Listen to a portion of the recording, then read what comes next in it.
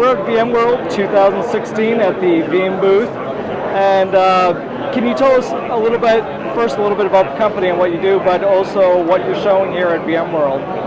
Well, thanks, Brian and Dave. I'm Rick Vanover from Veeam. I'm the Director of Technical Product Marketing and Evangelism. And we like VMworld because it's a really good event that captures our broader communities, our customers and our partners, whether those be service providers, resellers, and distribution. They're all here. It's a great event. And so what we do at this event is we are really enabling our partners, our customers, to really deliver a better availability experience in their data center or in service provider clouds. And in this event, we're coming right off of a large series of announcements from last week, and we're showing products and we're showing our broader vision for the future, new products, new visions as well, that can help people with availability for the always-on enterprise. And whether it's a big company or a little company, they really can latch onto some capabilities here.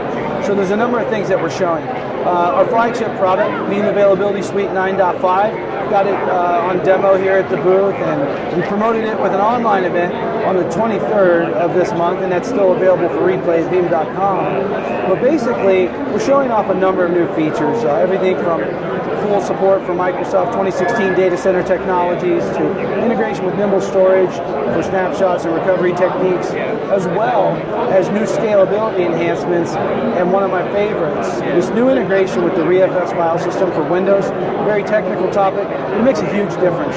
So we're going through a lot of different products that we're showing, and we have some announcements from last week, such as the Veeam backup for Microsoft Office 365. Great way to extend that Veeam availability experience from SaaS applications like Office 365. You can bring that data back to your own data center. You can migrate it, restore it to Exchange on-prem. Lots of different options there. That'll be out later this year in the form of a beta. And then also we're hashing out the newest announcements with our Veeam Agent for Windows and Veeam Agent for Linux products that are a combination of previous announcements and a slight name change. It used to be called Veeam Endpoint Backup 3. Now it's Veeam Agent for Microsoft Windows. So a lot of stuff, including an announcement for a sneak peek into V10, but all of this really encapsulates this broader vision, what we're calling the Veeam Availability Platform for the hybrid cloud. So this availability message that we've started with virtual machines and that great experience that people have with Veeam, we're taking it to other areas, other surfaces, other products, and this crowd here really knows how to take that information in really good. Great, and can we get a demo of some of the stuff that you're showing here? Yeah, sure. So what are you going to show us? So let's take a look at one of my favorite features for 9.5. It's the advanced ReFS integration. So Windows Server 2016 has a new iteration of a really powerful file system called Resilient File System, or ReFS.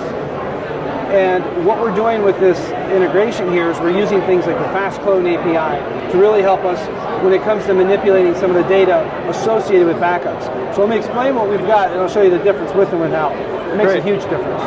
So I have a backup of a VM, and I am taking a full backup and then a number of incremental backups. An incremental backup, the way we do backups is just really the blocks that are new from the last time we've taken a backup.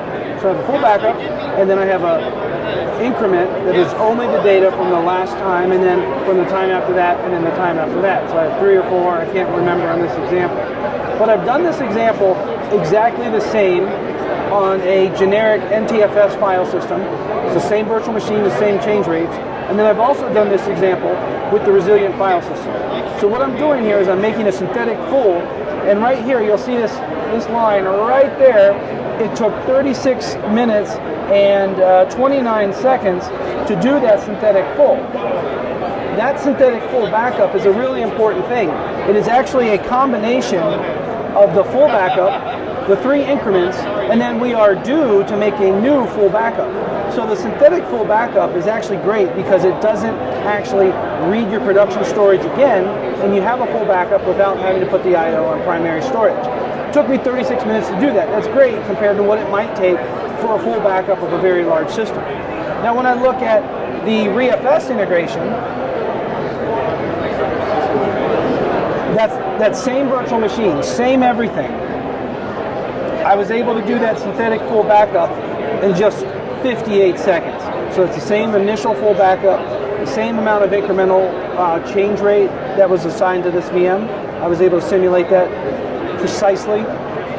And then they have this mechanism right here. It's even denoted, fast clone. That's an API that we're utilizing when it comes to this integration with the ReFS file system, so that when we come to the part of our backup process where we are due to make a synthetic pull, we're actually just working with like a clone on the disk, so that what we read does not have to be written again. Long of the short, what took us 36 or so minutes only takes 58 seconds. Incredible improvement in speed. That's the ReFS integration. Awesome. Well, thanks for taking the time to show us a quick demo, and we hope you have a great show.